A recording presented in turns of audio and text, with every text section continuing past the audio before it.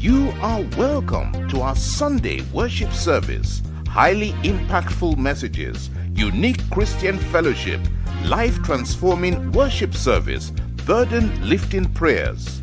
Evangelical Global Outreach Church, EGOC, London Parish, House of Wonders, 198 Ripple Road, Barking, Essex, IG11 7PR. Time of worship, Sundays 8 a.m. to 9:30 a.m. For counseling, prayers, and more information, please call +44 07958 083 479. Email pastor@egoc.org.uk. Website www.egoc.org.uk. Your total well-being is our concern. Physical neglect, sexual abuse. Some of our children, because of our neglect or not being careful enough, our children get abused. And then some families, their children will be bold enough to tell their moms, Uncle Agbaja did this to me. The mother will not believe.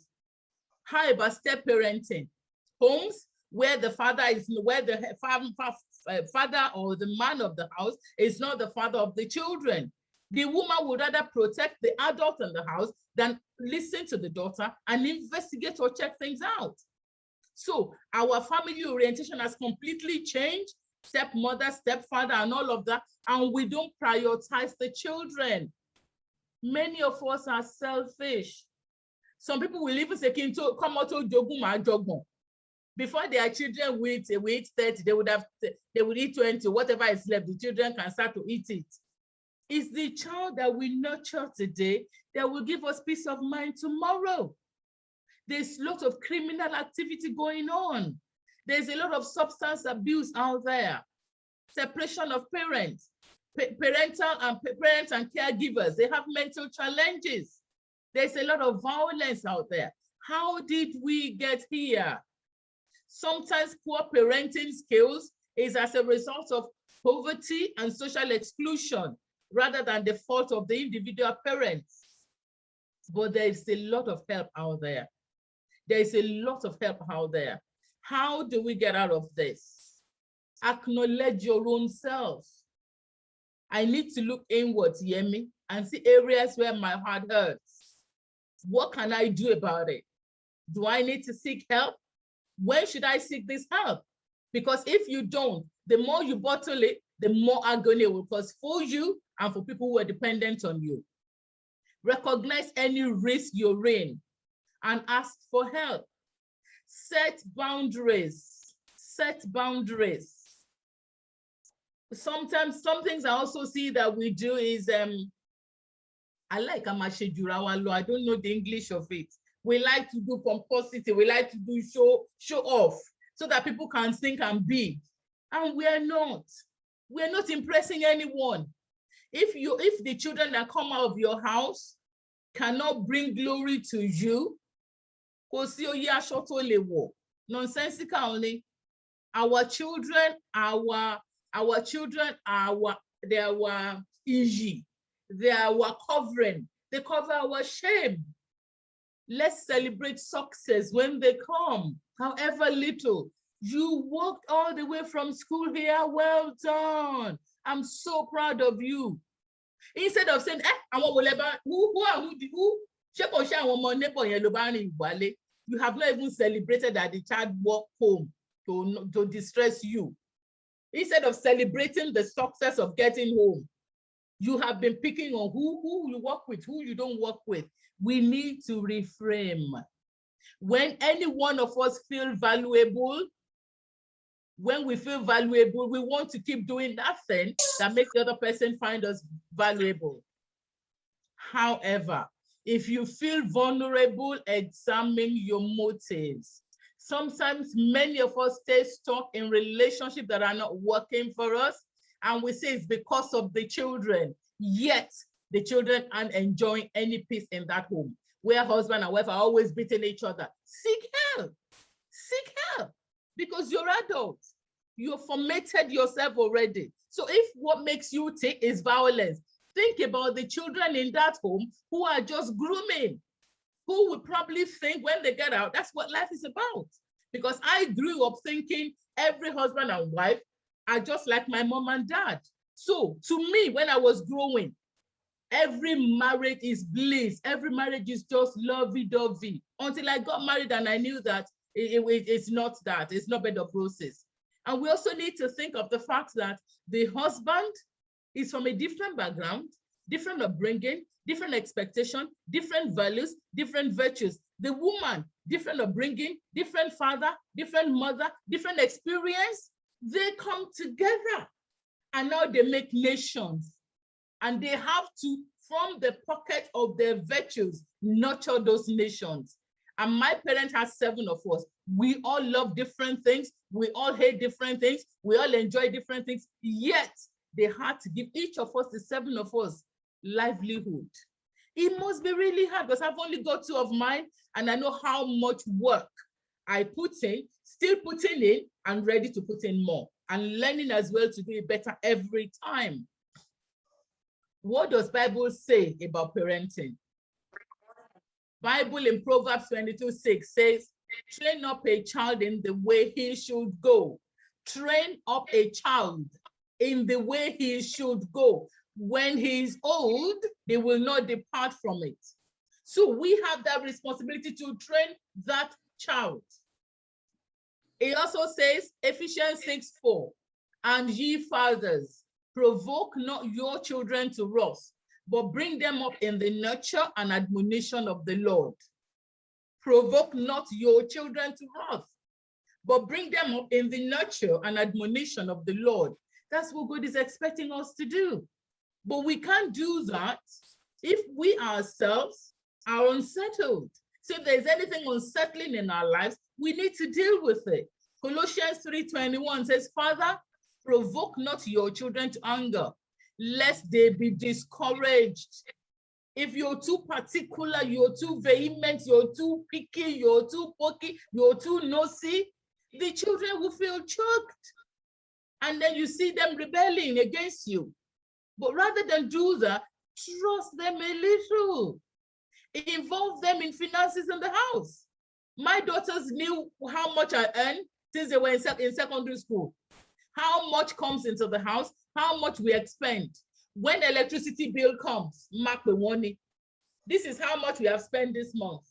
This is how much we have spent this month. If we use less this, if we are not turning life on, when another month comes and the bill has come lesser, I call them again, I say, hey, Yomo, the bill is better this month, so we have about 10 pounds extra. That 10 pounds, I can ask them to go to wherever and go and buy something that we go to, I don't know the restaurants, but we go somewhere, they will say it, we go there and spend that money there so that they will do more. When water bill comes, I show them, do we know that what we use on water, we pay more on sewerage than we pay on water usage. The amount of water we flush, the amount that runs out of the tap, we pay more because there's a meter that reads our sewerage and meter that reads our water usage. When they total them together, I show my children so that we're careful how we run water. Do your children know that? Do your children know you're outgoing? Do you even commit money to your children's hand to see how they're going to manage it? If your children cannot manage money under your nose, when they then leave home to university and they expose themselves to student finance, they will squander it. They will squander it and bring back responsibility to you in the house. In those formative years, we have to start to involve them in matters at home. We have to start giving them responsibilities. We have to start making them feel responsible for some activities in the house. It's not just giving them money for lunch. Give them money little and see what they do with it. And if they're not doing right with it, tame them nicely. No nagging. I nag. There are times that they push you to the wall, you nag. But if everything is nagging and nagging and nagging and nagging, we will lose them. Children who feel good, act good. So we need to treat our children with gentleness so that they can feel good and act good for us. Much of the peace and harmony we seek is directly affected by how we treat other people. You give it to get it. You give it to get it. Children, please obey your parents in the Lord, for this is right. This is what the Bible expects for from children. Ephesians 6:1-4. Children, obey your parents in the Lord, for this is right. Honor your father and your mother. This is the first commandment with a promise that it may go well with you and that you may live long in the land. And it says, fathers, do not provoke your children to anger. In obedience is what you do. The action shows you're obedient to your parents. You honor them by respecting them. You show that. And to nurture is to promote growth and development of a child. We cultivate their life to maturity. Live the life that when your daughter or son is living it, you feel proud. Now, important things I want parents to teach children that are important for us as parents to teach our children is value of self. A child from under our roof must know self-worth. Otherwise, it's very easy for other people who have no positive upbringing to trick our children. And that's why a lot of these girls do a lot of illicit things, because other people are telling them they're beautiful outside. I tell my children they're beautiful every day when there is a lala in their mouth. So I have told them they're beautiful a zillion times. I look at myself in the mirror and say, Yemi, wow, fine girl, no pimples. If you don't teach your children self-worth, and they're now having to wait for outsiders to acknowledge them, what's the emotional health going to be like? We need to teach our children to value others and respect people. Independence is important. How to make choices, how to be amongst peer and not be peer pressure to do things. They must be curious. And when they're curious, we must fill their questions with true answers. Many years ago, I have a very close friend, and the son is Oroluwa's age, my elder daughter. And when they were in preschool, they were teasing this boy and they were talking about penis. And he said, his mom says it is kokoro, it is not penis. He was arguing with his friend, no, you don't know it's kokoro. My mom says kokoro, it's not. And the boy said, your mom is stupid, you and your mom, you're both stupid. It's not kokoro, it's penis. So when my friend's son got home and asked again, mom, touch his penis, what's this? The mother still said it's kokoro. Then he said, mom, if it is kokoro, I don't want it to bite me, I'm going to cut it off. Then the mother said, I'm not cut it off, that is why I'm giving you a back. And I said, okay, friend, why don't you tell him the name is penis? Why are we calling this kokoro when it is not kokoro? When a child becomes inquisitive and curious towards answers to questions, answer them for that age. If a child asks me about when to start having boyfriend or girlfriend at age 8, I would tell her it's a good thing to have, but not just yet. Wait until you get to that age and you start to have the feeling. But to say, no, the Bible did not say that, and then we start to dampen the inquisitive nature of that child at that time, or challenge the child. I ask my children to go and look for answers to some of the questions, and they go and search for answers, research the answers, and then come back and let me know, because I also want to learn. So they will go and research the answers themselves, and we will meet again and discuss the answers they find. Emotional development and self-expression is very important. Our children must be able to tell us anything at any time. They must feel our presence always, but not see our presence always. They must feel our presence always, but not see us always, because otherwise you're choking them. Our children must have self-discipline.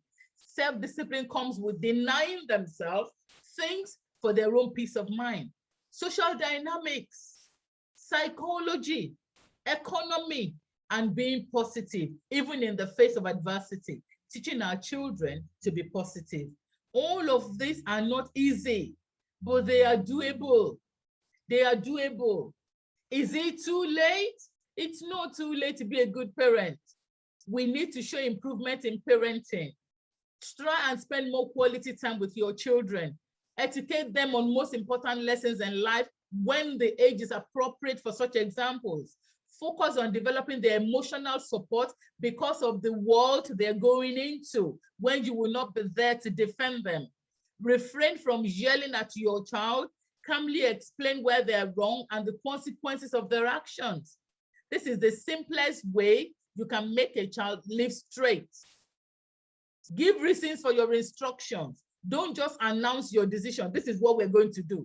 You need to explain why you're doing it. And if they have opinion, listen to their opinion and then deliberate on it. It doesn't make you little. Most of the time I win. Most of the time when we talk about, I still win, but I'll call them together. Let's discuss it. Where do we go with this? And the A will say, B will say, I will say, then we'll say, Mom, I think your idea is better.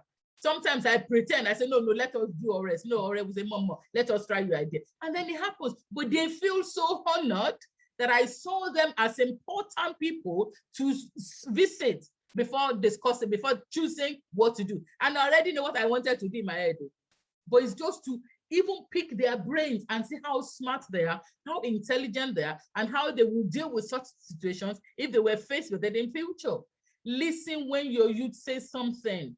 Majority of parents do not listen to their children. Know what your child is feeling. Because when your child tells you how they feel, you can reassure them. You can give them your own personal experience and how you got to where you are today. Your child will remember your reaction in those situations for a long time. So your listening skill, we must tune it up a bit. We must learn to set good examples. Our children become what they see in us. They pick up our habits, they start to implement how we behave, and it is important, therefore, to practice healthy habits for them to see and emulate. Parenting is not just imparting wisdom to our children, but allowing them to grow and find their own lifestyle. As parents, we must prepare for when they leave, because they will leave. No child is being owned forever. They will leave. Our children become what they see in us. Parenting means letting go. We don't own our children. We're vessels, and their formative years are most important. Most important. Now, as I said at the start, some lovely people have posted many questions, and I'm just going to go into those questions now. There are about 16 of them. I'm sure that there are other questions, but let's just explore this very quickly. Am I all right to do that, Ma? That's fine, Ma. Thank you. First question in here says, my teenager, 19, is always out late. Keeping late night is not safe. And when I saw that, I laughed, because when you say keeping late night is not safe, it's subjective. It depends on where the child is at that time. And to be fair, for a 19-year-old, it takes the grace of God. What we have done in the formative years of this child, how our relationship with this child is, will determine whether the child will listen to us or not. I got into School of Nursing in 1983, and I love to dance. So every party, I'm always there dancing, and I don't do anything else but dancing. I am even too scared of my father and mother to do anything illicit, but to dance, I dance. Yet, if you tell my father that I went to disco, my dad will say, Yemi Olo, mi o de yaya kuya.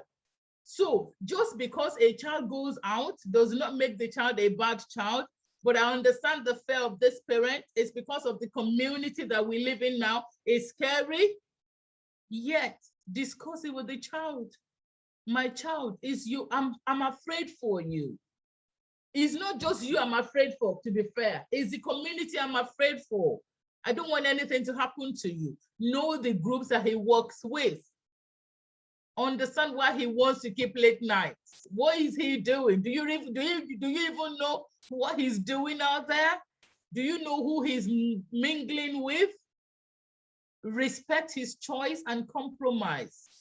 Find a way to speak with the child without nagging, because nagging will make them do whatever they want to do even more. So I empathize with this parent. I'm just going to say it's not too late to soften up, apologize to this child, and sit together and discuss your fear for his safety. Question 2, most parent guidance are overwhelmed as they raise kids in a culture that is mean, rude, crude, and all that. I saw this and I thought, the culture we're in should not determine the culture your child in your house imbibe in. A parent who does the right, who starts early, who does well with the child, it's difficult for such child to just derail. It's difficult for such child to now start to suddenly forgo the route. However, if it happens like such, if it happens like that, there are areas we can seek help. Our homes should be safest heavens for our children. If our homes are not the safest heavens for our children, I don't know what's going to be, because out there is mean, out there is wicked, out there is violent. It's our home that should be a haven for them, for peace. If you're worried, there's no crime in expressing that to a child, so they know that your worry is not about restricting them, it's because you care for them, you are afraid, you don't want anything bad to happen to them. Number 3, how do we as parents or guardians not get tough by laying down rules or not giving up? I think we can do this very well with persistence and cordiality. We have to be cordial. We won't make it sound like punishment. We have to be positive, and we have to live what we preach. I have a 26-year-old who, because of COVID, is living at home, but she still has a curfew. She's 26. She has a curfew. But when I started saying, when she was in university and I was curfewing her, to her, it was like, she's a big girl now. I can't be telling her to come. And I said, it's because of your safety. I want to be sure you're home, so I have peace of mind to know you're home, to be able to sleep. I know you're going to look after yourself, but if you're coming into my own house, curfew time is 10 o'clock. She has constantly kept it. Sometimes if she's in the taxi, 10 past 10, she says, Mom, I'm just in the taxi on my way home. She's going to be 27. But I did not just suddenly started to give her curfew when she turned 14 or when she turned 24 or when she turned 18. The curfew had been an ongoing since they were little. So it was easy for her to accommodate without thinking I'm trying to load any new rule on her. So persistence and understanding.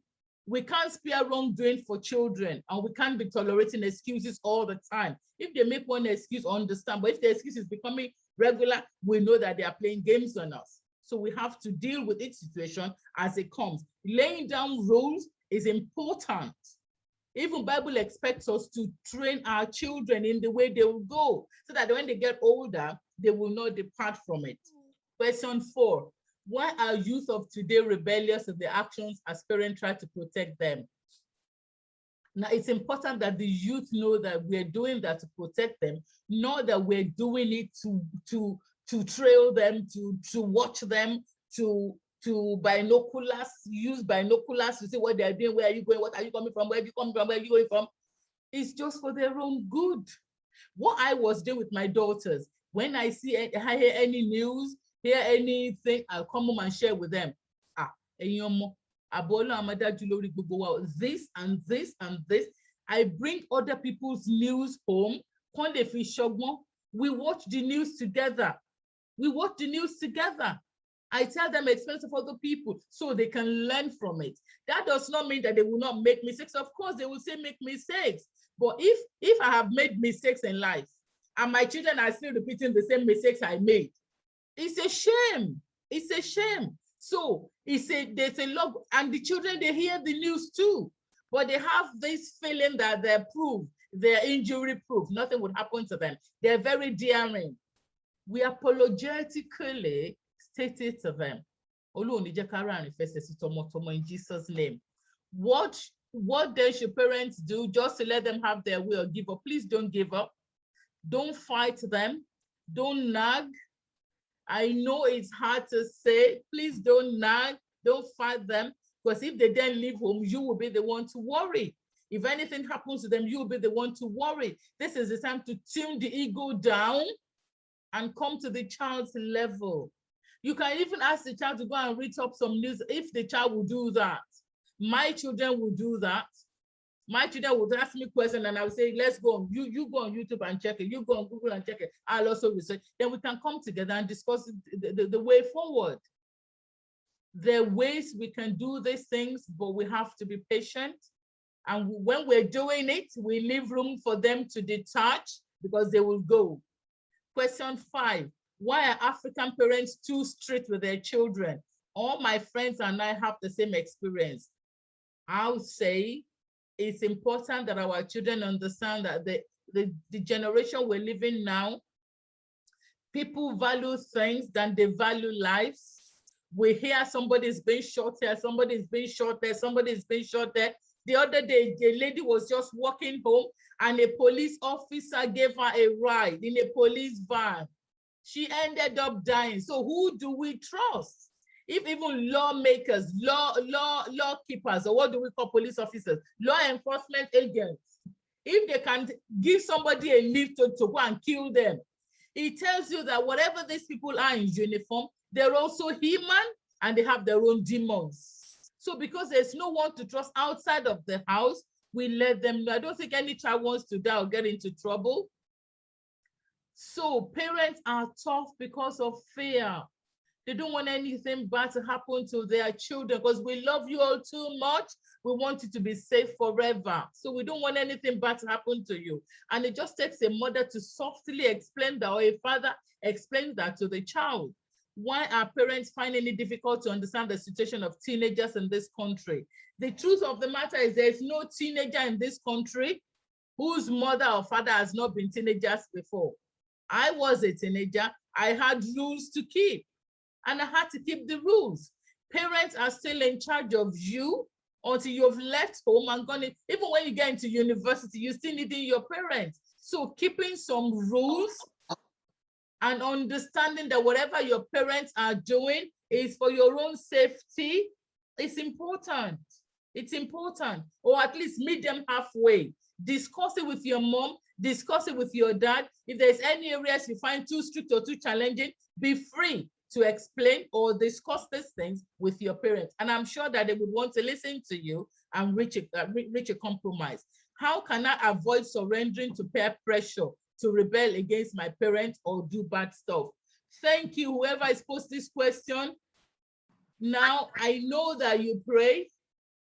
I know that for you to ask this question, there is a pressure on you. Speak with your parents, and I hope that your parents would understand that you need them to support you, not to witch hunt you, not to waylay you. This is not the time to nag. This child really, really respects his parents or her parents, does not want to do bad stuff, and wants to avoid peer pressure. This child needs to be held hand and explaining to him, appreciating him or her for not wanting to do bad stuff. Because he's saying, how can I avoid surrendering to peer pressure? Let your adults know, the person responsible, let them know so they can pray with you, talk with you, and do other things to protect you at this vulnerable time. What do you do as a parent when you have made opportunities to gain different skills available to your child and the children are not interested? Now, we cannot be judgmental. We have to be understanding. We cannot give up.